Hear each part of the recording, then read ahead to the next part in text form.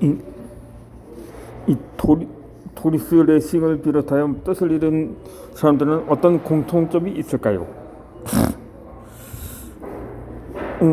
우선적으로는 독서 습관을 지녔다는 것입니다. 즉 하루에 30분 이상의 독서를 즐긴다는 것입니다. 장거리 비행 시 일반석 승객들은 대부분 영화 감상을 즐기지만 비즈니스석 승객들은 이러거나 독서를 즐긴다는 것입니다. 그리고 그들은 실패를 두려워하지 않는 사람들이라는 것입니다. 만약에 실패를 두려워했다면 어떤 일을 시도하지도 않았을 것이고 성공도 이끌어내지 못했을 것입니다. 그리고 그들은 스스로 행운을 맞을 준비를 하는 사람들입니다. 그렇게 많은 사람들이 일생을 살아가면서 행운을 기다리지만 행운은 예고하고 찾아오지 않습니다. 어느새 왔다가 갔기 때문에 자신도 모르게 행운은 지나가 버리고 마는 것입니다. 그래서 사람들은 지나간 다음에야 그것이 기회였고 그것이 행운이었다고 말합니다. 그 말은 행운을 맞이할 준비를 하지 못했다는 말이기도 합니다. 또한 그들은 목표를 설정하는 사람들입니다. 자신의 행동과 결과에 대한 책임을 지고 결과에 대해 지내는 사람들이기도 합니다. 그리고 변화를 주저하는 사람으로 시장 변화에도 적응할 줄 아는 사람들입니다. 이렇게 자신의 뜻을 이룬 사람들의 특징이 여러 가지 있지만 여기에서 꼭 짚고 넘어가야 할 사안이 또 한 가지가 있습니다. 바로 책을 썼다는 것입니다.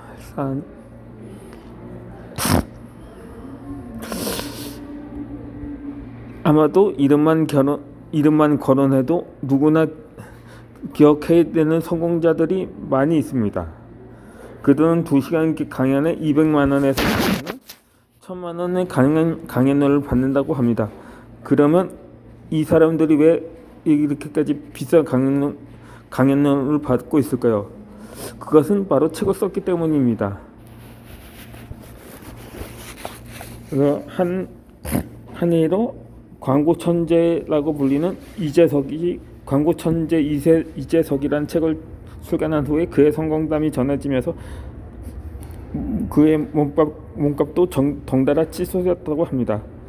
그 외에 바람에 따라 걸어서 지구 새 바퀴판의 저자인 한비아 작가도 인생의 전환점을 갖게 만든 것을 바로 책을 썼기 때문이라고 합니다. 이와 같이 책 쓰기는 평범한 사람들을 비범하게 만들어주는 최고의 방법입니다. 관련 책을 읽으면 당신도 평범한 인생이라고 생각한다면 책 쓰기에 도전하기를 바랍니다.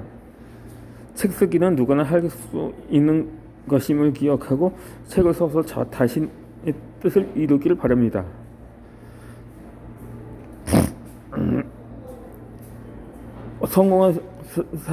성공한 사람이 될 수 있는데 왜 평범한 이에 머물러 하느냐고 베르톨트 브레이트가 말했습니다.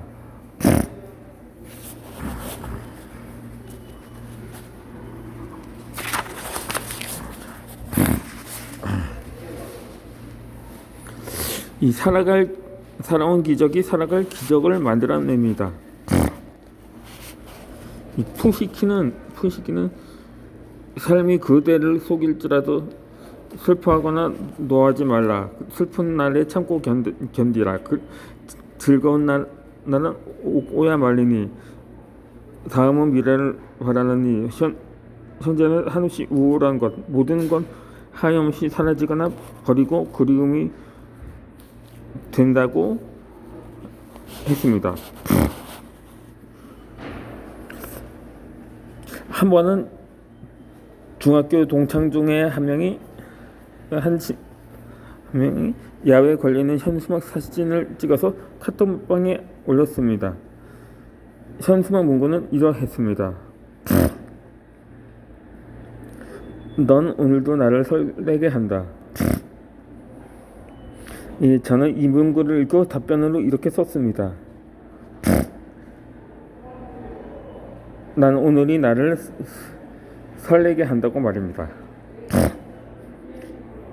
이처럼 모음 하나와 조사를 하나 바꿨을 뿐인데 엄청난 의미의 차이가 있음을 발견합니다. 사실 저는 요즘 아침에 눈을 뜨면서 정말로 오늘이 나를 설레게 합니다. 이 온라인 서점인 예스24에서 나의 첫 개인 저서가 등록이 되었기 때문입니다. 그리고 또 가끔 하루 이틀은 그 관련이 몇 권 정도 판매가 되기도 합니다. 거기에 더하여 작가와의 만남도 초청받고 다녀온 적이 있었습니다. 그리고 모 고등학교와 병원에서도 작가와의 만남을 추진해 보겠다고 연락이 왔습니다. 오늘 일어날 수 있는 일은 아무것도 없습니다. 이 오늘 일어나는 시간은 무한한 가능성이 있는 시간입니다. 베스트셀러가 될 수 있는 시간이고 작가와의 만남을 초청받을 수 있는 시간입니다. 이 현대그룹의 창업자인 고 정주영 회장은 자신의 저서 이 아침에도 설렘을 안고 라는 책에서 그 본문이 있습니다.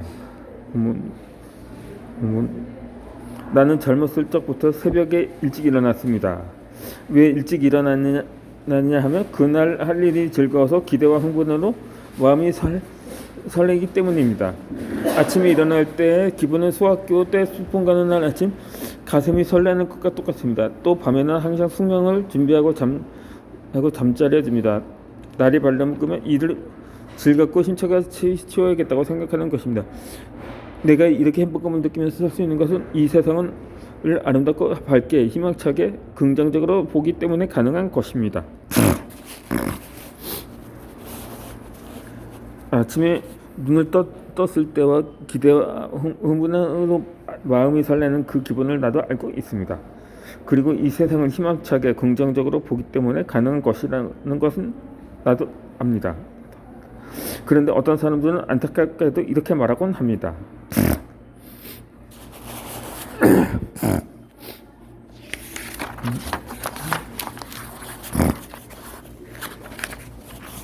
아니, 인생이 왜 이래? 세월이 빨리 지나갔으면 좋겠어. 혹은 그 사람 왜 그래? 왜 나에게만 그러지? 어떻게 해주고 싶어? 라고 말입니다.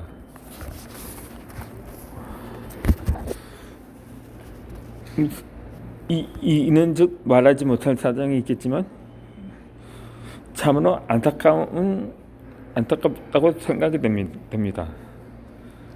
긍정적이지 않고 어두운 생각을 마음속에 계속 품고 있지만 건강에도 직접 해를 끼치기 때문입니다.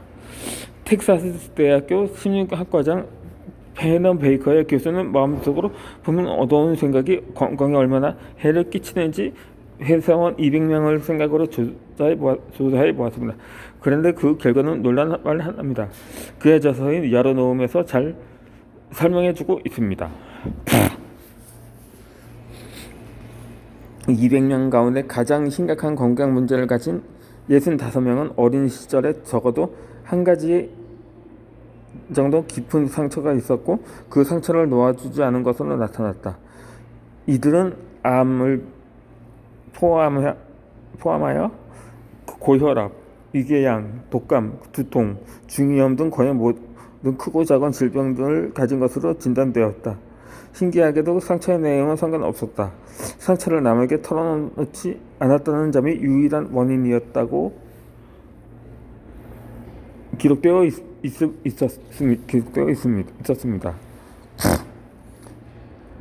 이렇듯 어두운 생각은 자신의 생명을 단축하기도 합니다.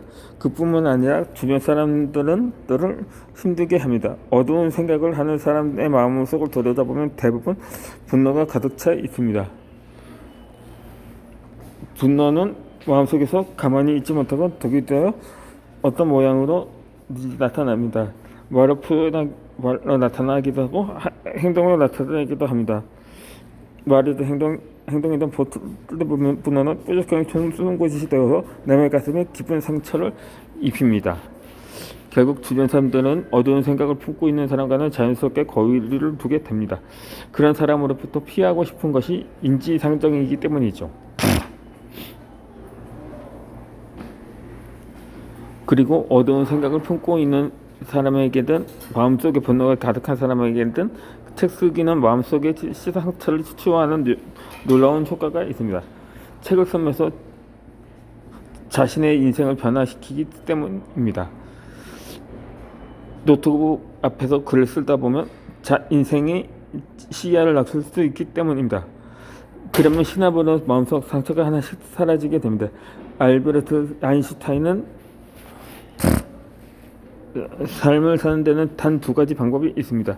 하나는 기적이 전혀 없다고 여기는 것이고 또 하나는 모든 것이 기적이라고 여기는 방식이라고 했습니다.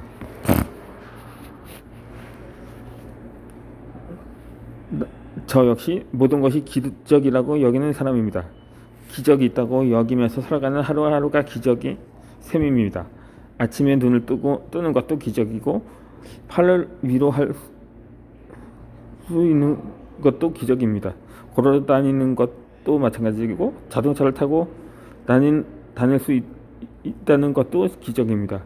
일과를 마치고 집에 돌아와서 가족들과 함께 식사를 하는 것도 기적이고 잠자리에 편하게 누울 수 있는 것도 기적입니다.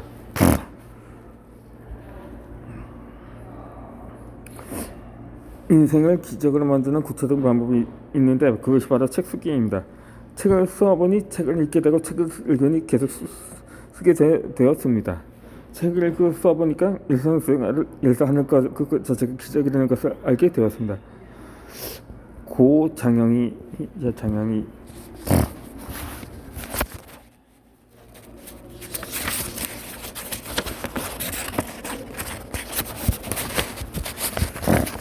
장영이 교수가 암투병 당시 그에 떠서 살아온 기적과 살아갈 기적에서 이렇게 말했습니다. 창밖으로 보이는 파란 하늘 안에 드넓은 공간, 그 속을 마음대로 걸 수 있는 무한한 자유가 그리웠고 무엇보다 아침에 일찍 일어나서 밥 먹고 늦어서 허둥대며 학교 가르치는 그 긴 빠진 일상이 미치도록 그리웠다. 그리고 그런 모든 일상, 즉 바쁘게 일하고 사람들을 만나고 누군가를 좋아하고 누군가를 미워하고 그렇게 아름다운 일을 소중한 일을 마치 아무렇지도 않다는 듯이 태연히 행하고 있는 바깥 세상 사람들에게 끝없이 질투나고 부러웠다.